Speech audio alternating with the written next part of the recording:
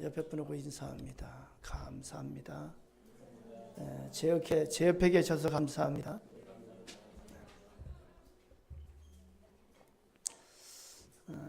여러분 그리스도인인데 그리스도인이 되는 그리스도의 증거가 무엇입니까? 내가 그리스도인이라고 말할 수 있는 근거가 무엇일까요? 바울 사도는 갈라디아서 2장 20절에 이렇게 고백하라. 내가 그리스도와 함께 십자가에 못 박혔나니 그런즉 이제는 내가 사는 것이 아니요 내 안에 그리스도께서 사는 것이라. 지난주 우리는 내가 그리스도와 함께 십자가에 못 박혔나니 이 부분에 대해서 우리가 살펴봤습니다. 그래서 그리스도인이 되는 것은 내가 그리스도와 함께 십자가에 못 박혔나니 이러한 고백을 갖는 것이 그리스도인의 증거예요.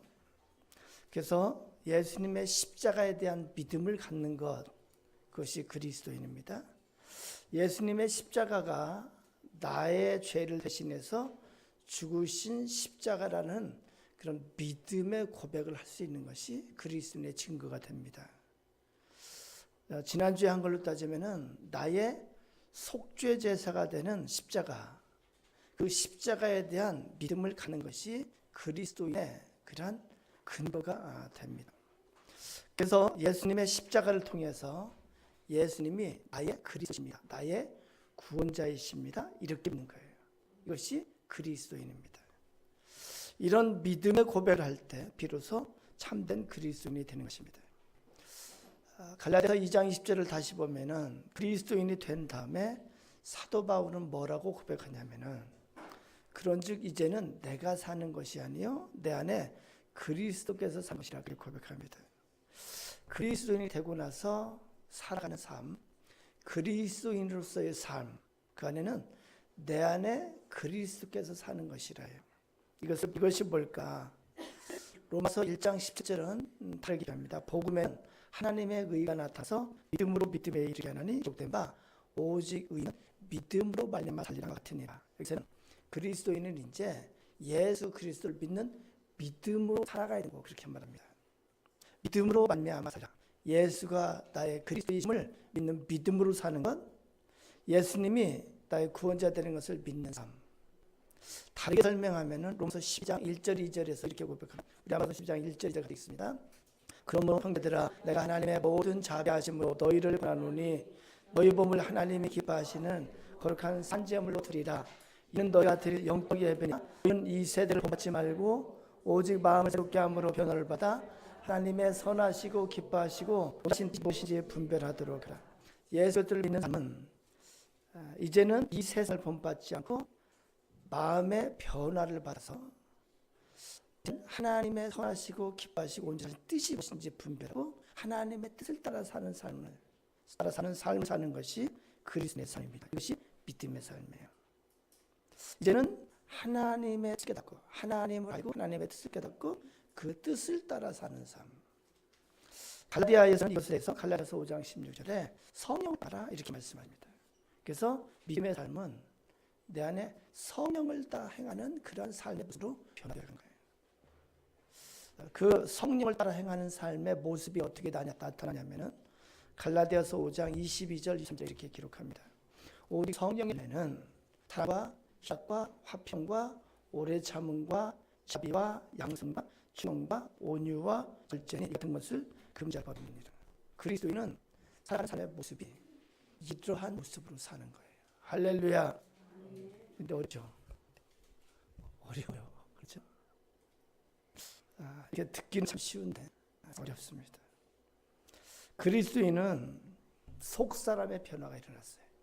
거듭났다고 그럴 때 이제 속에 예수 그리스도의 생명을 갖고 영이 살아났어요. 그래서 하나님을 알게 되고 그리고 그 안에 예수 그리스도의 영 성령이 계신 거예요. 근데 이게 구체적이지가 않아요. 그렇죠? 근데 이러한 성령이 계시면요, 이 속사람, 중심, 마음의 변화가 일어나게 합니다. 그리고 그 다음에 일어나는 거냐면은 생각하는 것의 변화가 일어나요. 그리고 깨닫는 것의 변화가 일어나요. 이것을 혼이라고 이렇게 말합니다. 그게 뭐냐면은 하나님의 뜻, 하나님이 나에게 원하시는 것이 무엇인지를 차츰 생각하게 되고 그걸 깨닫게 됩니다. 그리고 나서 어떤 변화가 나타나냐면은 겉사람, 육체에 살아가는 삶의 모습의 변화가 나타나는 거예요. 구체적으로는 말과 행실의 변화가 나타나는 거예요. 그 전체적인 모습을 인격이라고 그러는데 인격의 변화가 나타납니다. 이 인격 변화가 나타나는데 그 그림 보면 사랑하는 자가 되고 기뻐하는 자가 되고 화평하는 자가 되고 오래 참음의 열매가 있고 자비의 열매가 있고 양의 열매, 충성의 열매, 온유의 열매, 절제의 열매. 이러한 모습, 성경에서는 그러한 모습까지 나타날 때 그것이 그리스도의 모습이다 그렇게 말합니다. 와, 대단하죠? 그죠? 이런 모습을 갖추면 어떻게 될까요? 인격적으로 흠이 없는 대로 날마다 변화되어져 가는 모습이에요. 여러분에게 이런 열매가 있기를 축원합니다. 날마다 변화되어져 가는 변화의 열매가 있기를 축원합니다. 그럼 여기서 생각합니다. 사도 바울이 성경을 통해서 이렇게 가르쳤어요. 로마서, 갈라디아서를 통해서 이렇게 가르쳤어요. 그럼 그 당시 이제 교회가 이제 시작이 되는데 우리가 초대교회라고 말합니다. 초대교회는 이제 예루살렘에 교회가 있었고 안디옥 교회가 있었고 막 갈라디아 지역의 교회가 있고 막 교회들이 생기기 시작할 때 그때예요. 그리고 이 교회에 달리는 사람을 그리스도인이라고 부르기 시작했습니다.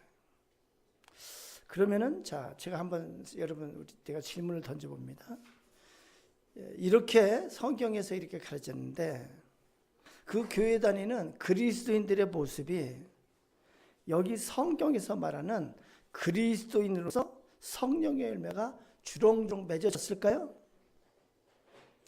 무슨 뜻인지 몰랐어요? 자, 제가 다시 한번 물어봐요. 이렇게 성경이 가르쳤죠. 이것이 그리스도에 대한 하나님의 뜻이고 이런 모습으로 살아가야 된다. 여러분을 생각해도 좋아요. 그런데 이 초대교회 교인들이 이렇게 변화가 확 나타났을까요? 인격이 막 사랑이 갑자기 넘치고 화평하는 자가 되고 막 기쁨이 넘치고 막 절제하고 막 이렇게 그런 모습이 나타났을까요? 좀 적극적으로 반응해봐요. 나타났을까요? 네.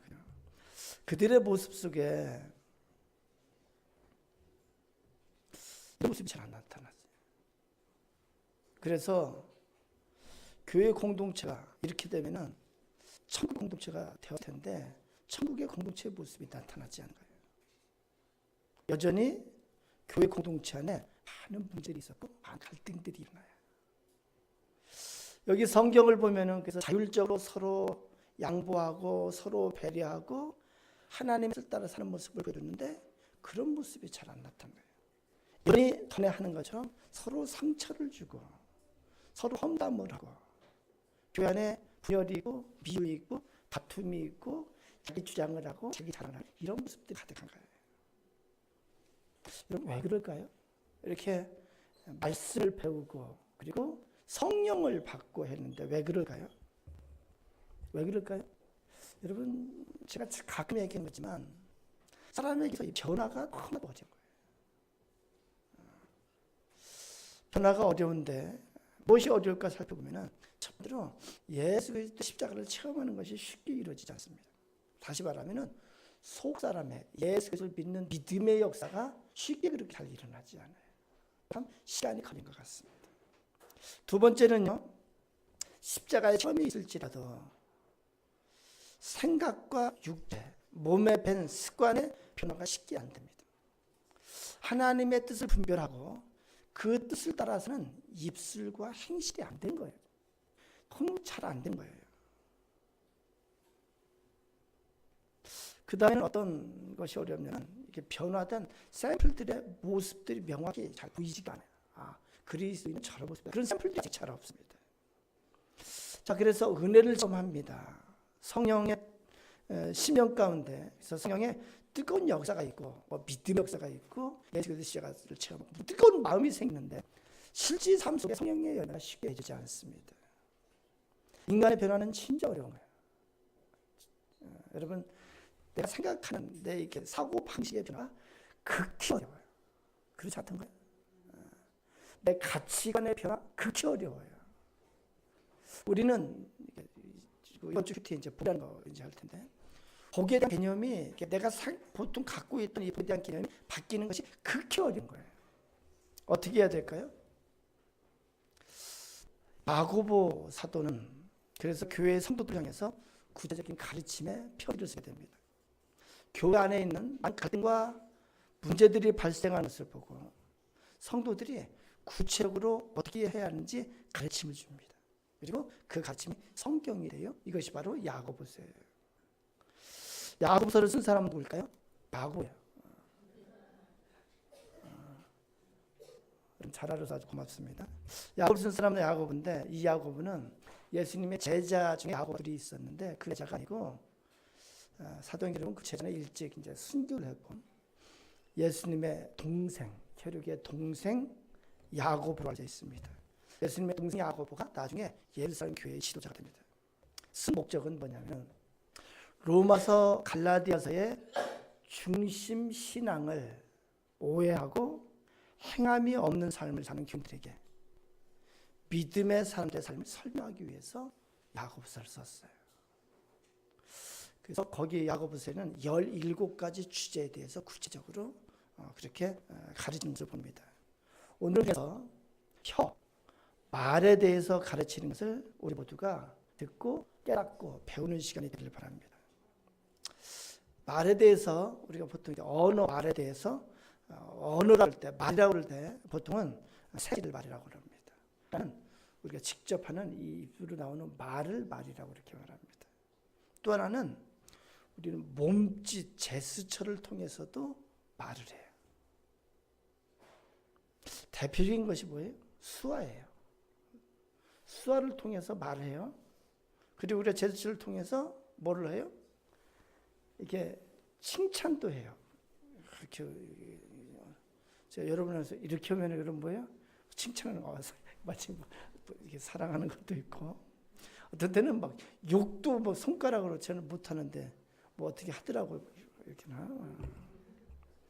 그래서 몸짓 제스처로도 말을 합니다. 세 번째는 스킨십도 이렇게 말을 하는 거예요. 누구의 머리를 이렇게 써주는 거, 이건 다정한 말의 표현입니다. 악수하는 것은 뭐예요? 악수도 이 스킨십도 아니에요. 악수가 어떻게 시작이 됐을까요? 내가 무기를 갖고 있지 않다는 이 표현이에요. 내가 무기를 갖고 있지 않다. 그래서 나는 당신을 공격할 마음이 없다. 이러한 이제 우리의 그 스킨십을 통해서 우리가 이렇게 허깅 따뜻하게 해주는 것은 뭐예요? 그러니까 위로하는 마음, 이런 마음을 전하는 것이 말이 될 수 있습니다. 말의 중요성은 우리가 그 TV에서도 이제 시험하는 것을 여러분들이 봤을 거예요. 양파 2개를 이제 물에 담궈 넣고 키우는데 한쪽 양파에 대해서 계속 칭찬을 했고 한쪽 양파에 대해서는 실제로 TV에서 시험한 거예요. 계속 짜증내고 독설을 붓고 불평을 하고 있어요. 그러니까 이 칭찬을 계속 들은 양파는 잘 자랐어요. 그런데 이 독설과 이렇게 막 원망과 불평을 쏟은 이 양파는 얼마 되지 않아서 죽어서 썩었습니다. 나만 봤나요? 여러분 전혀 안 본 것 같은데. 밥 2공기를 넣고 한쪽 밥에는 그 짜증, 불평, 원망을 쏟아 부었어요. 그러니까 며칠이 지나서 거기에 곰팡이가 새카맣게 돼버렸어요. 근데 똑같이 다른 밥에는 계속 칭찬을 했어요. 여기 새카맣게 됐는데 여기는 7분의 1만 곰팡이가 쓸었어요. 하물며 감성과 인격을 가진 이 사람은 말에 의해서 얼마나 영향을 받다 그것을 보여줍니다. 여기 보니까 어린이들이 갑자기 얼굴이 밝아지는 거예요. 성경에서 혀에 대해서 직접적인 이야기를 하고 있습니다. 6절에 뭐라고 말하냐면은 혀는 불이라고 말합니다. 근데 이 불이 뭐냐면은 지옥불로부터 나온 불이라고 해요. 우리의 혀는 좋은 불이 아니고 파괴적인 불이에요. 삶의 수레바퀴를 불살린다고 말해요. 이건 뭐냐면은 상대방의 지불이라고 나왔다는 것은 이 우리의 혀는 불인데 상대방에게 지독한 고통을 주는 거예요. 삶의 수레바퀴를 불사르는 그러한 혀는 불이라고 말합니다. 이제 또 뭐라면 혀는 불의의 세라고 말합니다. 이 혀가 이 혀로부터 나를 더럽게 하는 것이 나오는 거예요. 여러분 잘은 이게 그냥 설교를 하면서 나는 올바르게 잘 이렇게 하지 말고 설교를 들으면서 실제로 나의 혀가 어떤 역할을 하는지 한번 생각해 봤으면 좋겠어요. 8절에 보면 쉬지 아니하는 악이라고 말합니다. 쉬지 않고 계속해서 그 입술을 통해서 악이 나온다고 이렇게 말합니다. 죽이는 독이 가득하다고 말합니다. 이 혀를 내버려두면은 혀를 통해서 독이 나와서 상대방을 죽이기도 한다는 거예요. 여러분은 안 한다고 생각할지 모르지만 틀림없이 여러분의 말과 여러분의 입술에 나오는 이 혀에서 나오는 말을 통해서 수많은 사람이 상처를 받고 수많은 사람이 낙심이 되고 수많은 사람이 죽음에 이르는 그러한, 혹시 여러분의 혀를 통해서 누구를 죽였을지도 몰라요. 사랑하는 여러분, 내 안에 이런 무서운 도가 존재하는 것을 알고 계십니까? 나는 의식하지 못하지만 나의 혀가 이렇게 쓰이고 있다는 것을 알고 계십니까? 나는 아니라고 하지만 하나님께서 하시는 진단에 오른 거예요. 하나님 보시기에 우리 각자의 혀는 이런 상태에 있다는 것을 우리에게 지금 알려주고 계시는 거예요. 어떻게 해야 할까요? 어떻게 해야 나의 혀를 제어할 수 있을까요? 3절에서 이렇게 기록합니다. 우리가 말들의, 여기 말은 소말을 할 때 호스예요. 말들의 입에 재갈 부리는 것은 우리에게 순종하게 하고 그 온몸을 제어하는 것이라고 이렇게 말합니다. 여기 3절에서 우리의 혀를 제어하는 방법을 기본적으로 우리에게 가르쳐주고 있습니다. 우리의 혀에 재갈을 물리면 제어할 수 있다고 말해요. 이 재갈은 입술에 절제 재갈을 물린 거예요. 이 절제는 말이 바로 제대로 튀어나오지 못하게 해요. 말을 휘트리는 거예요. 이 절제는 꼭 해야 할 말과 하지 말아야 할 말을 가려서 거예요. 그걸 보면은 우리의 재갈을 물리면 어떻게 되는지에 대해서 기록하고 있습니다. 우리 입에 재갈을 물리면 어떻게 될까요? 하나님을 찬양하는 일은 더욱더 적극적으로 열심히 하게 될 겁니다. 그런데 하나님의 형상인 삶에 대해서 저주하고 험담하고 비판하고 판단하는 말은 이 절제의 근데 걸리게 되는 거예요. 10절에는 절제를 통해서 한 입에서 찬송은 더욱더 하고 그 안에서 저주하는 말은 절제가 돼서 저주의 말은 스톱되게 된다고 여기 말하고 있습니다. 혀에 재갈을 물리지 않으면 절제의 열매를 맺을 수 없습니다. 제가 얼마 전에 배운 하나님의 복을 받는 가장 쉬운 방법을 제가 배웠어요. 그러니까 분 컨퍼런스 가지고 하루 종일 제가 배운 것 중에 하나가 그건데 저도 해봤는데 반드시 복을 받습니다. 그게 뭐냐면은 우리 창세기 12장 2절 3절 같이 한번 보면 창세기 12장 2절 3절이에요. 읽습니다. 시작. 너로 큰 복을 입고 내게 복을 줘 내 이름을 창하게 하리니 너는 복이자 너를 축복하는 자에게는 내가 복을 이고 너를 저주하는 자에게는 내가 저주하리니. 네. 하나님이 아브라함에게 주시는 복인데 어떻게 주시냐면 너를 축복하는 자에게는 하나님이 복을 주시고 너를 저주하는 자에게는 하나님이 저주할 것이라고 합니다. 자, 여기서 우리가 아브라함이라고 주로 생각하는데 우리가 아브라함일 수도 있고 아브라함이 아닐 수도 있어요. 그죠? 이 시대에도 아브라함이 있을까요? 없을까요? 이 시대에도 아브라함이 있습니다. 수없이 많이 있습니다. 하나님의 복된 사람이 이 시대에도 있습니다. 그러면은 복 받으려면 우리가 어떻게 해야 될까요? 내가 아브라함이 아니라고 혹시 내가 아브라함이라고 생각해도 마찬가지예요.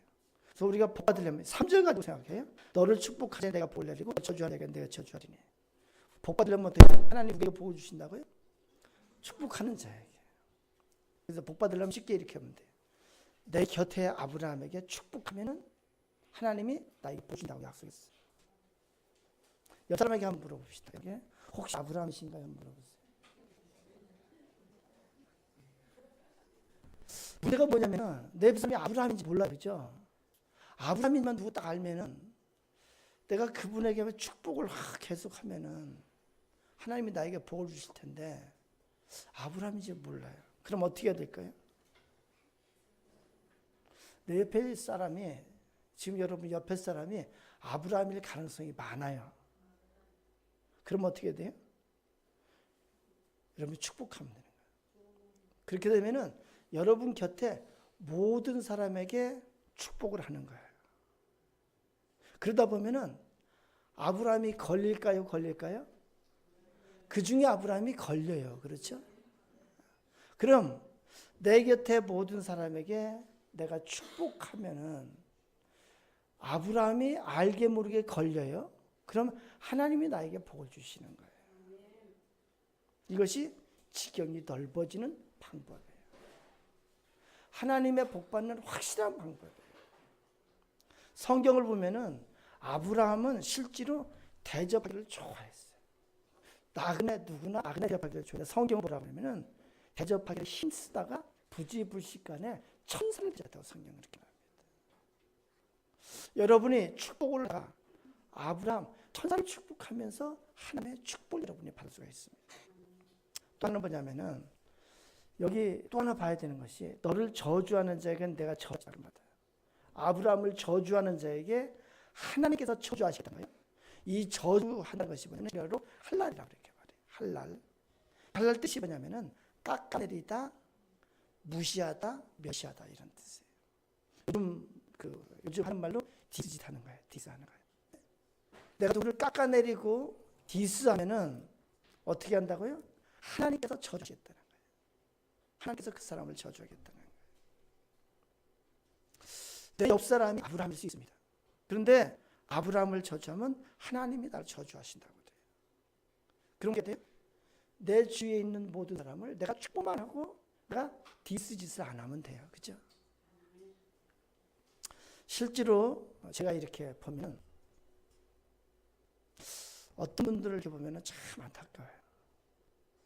제가 보면은 하나님이 복을 주시려고 하는데 하나님의 복을 주시려고 하는데 입술의 말로 하나님의 복을 참는 것이 참 많이 보여요.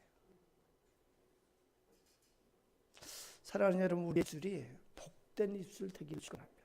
복된 입술이 될 때 하나님께서 복을 주신다는 거예요. 11절, 12절을 보면은 입술에 그래서 재갈을 부리지 않으면 입술의 열매를 맺을 수 없다고 합니다. 재갈을 불려라 합니다. 입술에 재갈을 불려라. 그래서 말에 열매를 맺으라 이렇게 말합니다. 1절에는 선생이 되지 말라고 말합니다. 이 선생이 되지 말라고 말하는 것은 말로만 간섭하는 자예요. 자신은 행함이 없이 말로만 그치는 자는 더 큰 신을 받긴다고 이렇게 말합니다. 참된 선생은 어떤 자예요? 말과 행실의 모범을 가르치는 자예요. 사랑하는 여러분, 우리도 실수가 많습니다. 특히 말에 실수가 많습니다. 저는 어떤 때 생각하면 막 내가 옛날에 말한 거 생각하면 막 내가 스스로 막 얼굴이 붉긋붉긋해지고 막 그럴 때가 있어요.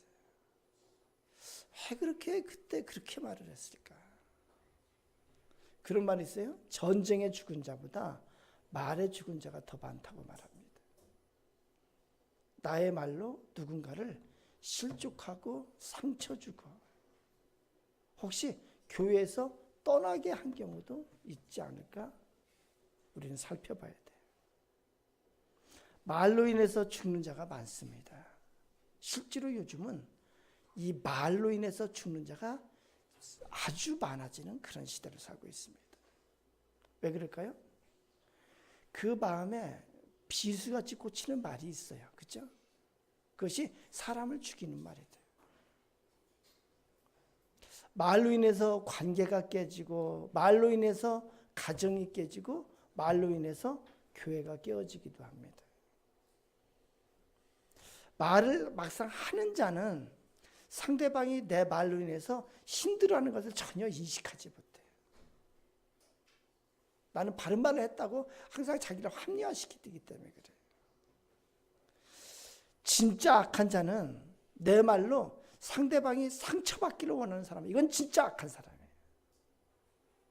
그래서 말로써 험담을 하고 약점과 급소를 공격하는 자는 이건 악한 자예요. 의도적으로 악을 행하는 거기 때문에 이런 자는 하나님의 심판을 면할 길이 없다고 말합니다. 사랑하는 여러분, 여러분은 어떻게 말하는 것이 말 잘하는 거라고 생각을 해요? 유창하게 말하는 것이 말을 잘하는 걸까요? 말을 통해서 상대방을 제압하고 상대방이 반박할 여지가 없도록 꼼짝 못하게 그렇게 말을 하는 것이 말을 잘하는 걸까요? 말을 통해서 나의 정당함과 나의 의를 나타낼 수 있을 때 말을 잘하는 것일까요? 말을 통해서 나의 똑똑함을 나타내는 것이 말을 잘하는 걸까요? 말을 통해서 나를 보이는 것이 말을 잘하는 것일까요? 세상적으로는 그것이 말을 잘하는 것일지 모릅니다. 그러나 우리가 알아야 할 것이 있는데 그것이 뭐냐면은 내가 던지는 말을 하나님이 판단하신다는 거예요. 하나님 앞에 심판의 대상이 되는 것이 우리의 말이라는 거예요. 나의 행실 중에 가장 중요한 행실이 뭐냐면은 말이에요. 내 행실의 중심이 뭐냐면은 말이에요, 말. 그래서 내 입술에 재갈을 물리지 않으면은 내 입에서 나오는 것이 살인이고 미움이고 원망이고 판단이고 공격이고 자랑이고 험담의 도구가 된다고 오늘 성경은 우리에게 가르쳐 주시는 거예요. 그리스도인은 다시 말하면은 하나님의 뜻을 따라 사는 자예요. 하나님은 우리의 말에 대해서 어떠한 뜻을 갖고 계실까? 하나님 앞에 심판의 대상이 되는 말이 어떤 말인가요? 성경에서 가르쳐 준 것을 종합적으로 보면은 비판하는 말, 판단하는 말, 자랑하는 말, 나는 어쩌고 저쩌고. 바리새인들이 예수님한테 어떤 지적을 받았어요? 바리새인들이 하나님 앞에 이렇게 말했어요. 나는 율법을 잘 지키고, 나는 11조를 하고, 나는 구제 생활을 하고, 나는 금식 생활을 하고, 나는 이렇게 옳습니다. 나는 이렇게 옳습니다 할 때 하나님께서 그것을 받지 않으셨다고, 그것을 거절하셨다고 이렇게 말합니다. 하나님 앞에 심판의 대상이 되는 것은 사람을 분열시키는 말, 험담, 미움, 분노, 안에서 독이 나오는 말, 시기와 질투와 원망. 하나님께서는 이스라엘 백성들에게 대해서 내 귀에 들린 대로 너에게 해줄 것이다 그렇게 말합니다. 하나님은 어떤 말을 우리가 하기를 원하실까요? 하나님의 뜻은 우리에게 어떤 말을 하기를 원하실까? 성경에서는 대표적으로 덕을 세우는 말이에요. 옳은 말이 아니고 내 생각에 옳은 말이 아니고 덕을 세우는 말을 하라고 말합니다. 화평케 하는 말, 관용을 나타내는 말, 위로하고 칭찬하고 격려하고 배려하고 친절하고 이해하고 공감해 주는 말. 이런 말을 하나님께서 하시기를 원하시는 것이 이것이 하나님의 뜻이라고 우리에게 가르쳐 줍니다. 그렇게 할 때 우리의 입술이 변화되어서 사람을 살리고 사람을 세우는 일에 쓰임받는 그런 입술이 될 줄로 믿습니다. 우리의 옛말에도 그런 말이 있어요. 군자는 9번 생각하고 1번 말한다고 이렇게 말합니다. 사랑하는 여러분, 이제 우리 입술이 변화되어서 칭찬하는 말, 감사의 말을 하기를 바랍니다. 데살로니가서 5장에 보면은 항상 기뻐하라, 쉬지 말고 기도하라, 범사에 감사하라. 이는 그리스도 예수 안에서 너희를 향하신 하나님의 뜻이니라 이렇게 말합니다.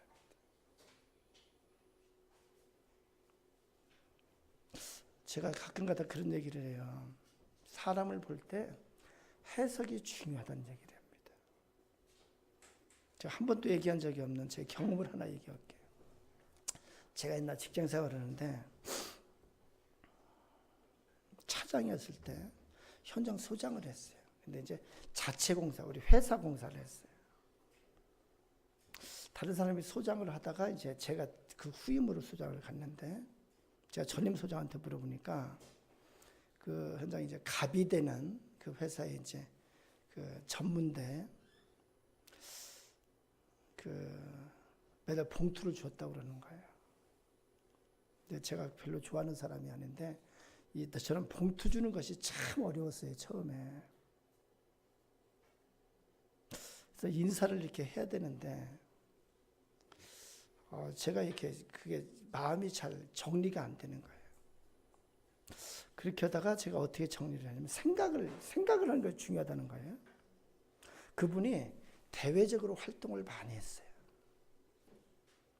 그래서 제가 찾아가서 이제 봉투를 이렇게 드리면서 전무님 활동하시는 것도 많은데 약소하지만 조금 보탬이 됐으면 좋겠습니다 하고 드렸어요. 그러니까 받더라고요. 근데 그리고 나서 관계가 이렇게 확 좋아지는 거예요. 이분이 저한테 얼마나 잘해주는지 몰라요. 생각을 잘해야 돼요. 맞아요. 그분이 대외적으로 활동을 많이 하기 때문에 이렇게 저렇게 이렇게 회사에서 주자는 돈을 많이 쓸 거 아니에요. 저는 그 생각을 한 거예요. 진심으로 그 생각을 했어요. 몇 달이 지나서 친해졌는데 이분이 저한테 그 얘기를 하는 거예요.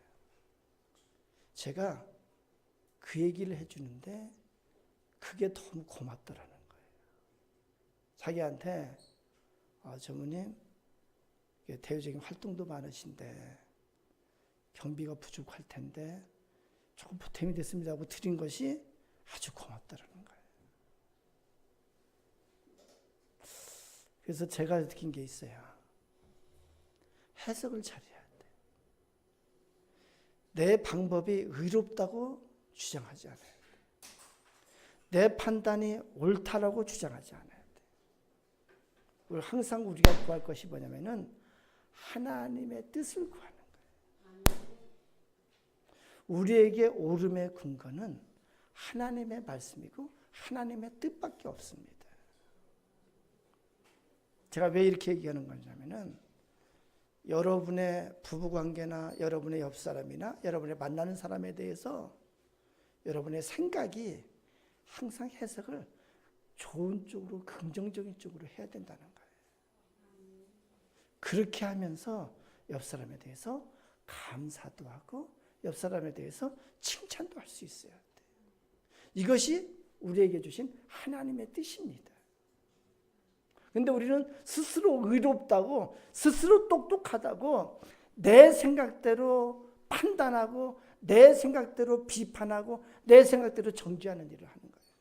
이것이 하나님 앞에 심판의 대상이 되는 거예요. 옆 사람 한번 봅시다. 좀 봐요, 옆 사람 좀 한번. 자, 이거 좀 다정하게 봅시다.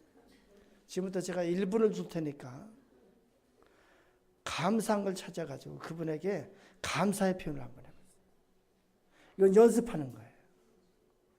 자, 옆 사람에게 감사하는 표현을 한번 해봐요.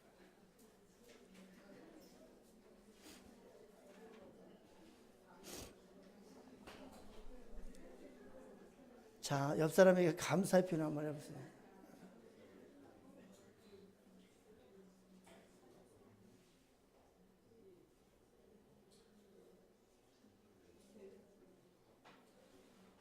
짝이 없으면 앞뒤로라도 좀 하세요.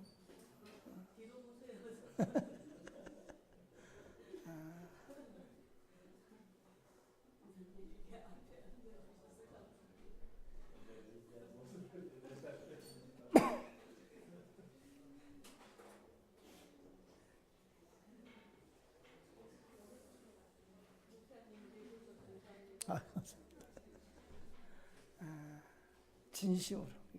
이제 해석을 얘기해. 진심으로 그렇게 해석해서 감사하면은 감사가 되는 거예요. 자, 또 하나 합시다. 감사 표현 잘했어요? 근데 감사 표현 하면서 여러분의 얼굴이 달라졌어요. 어떤 부분은 막 굉장히 사랑스럽게 속삭이는데 하나 더 합니다. 옆에 사람 칭찬해요. 뭐 하나 이렇게 칭찬하는 거 한번 해봐요. 칭찬 좀 하나 해봐요.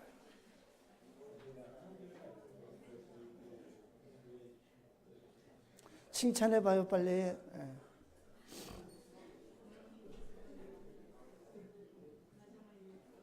칭찬.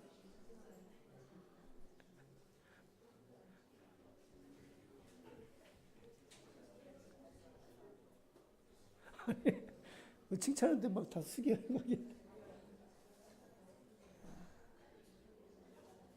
아멘, 할렐루야.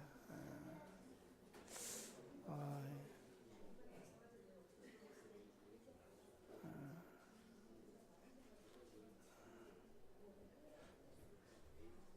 여러분의 입술이 감사하는 입술이 되고 칭찬하는 입술이 될 때 하나님께서 여러분의 입술에 축복하실 것을 믿습니다.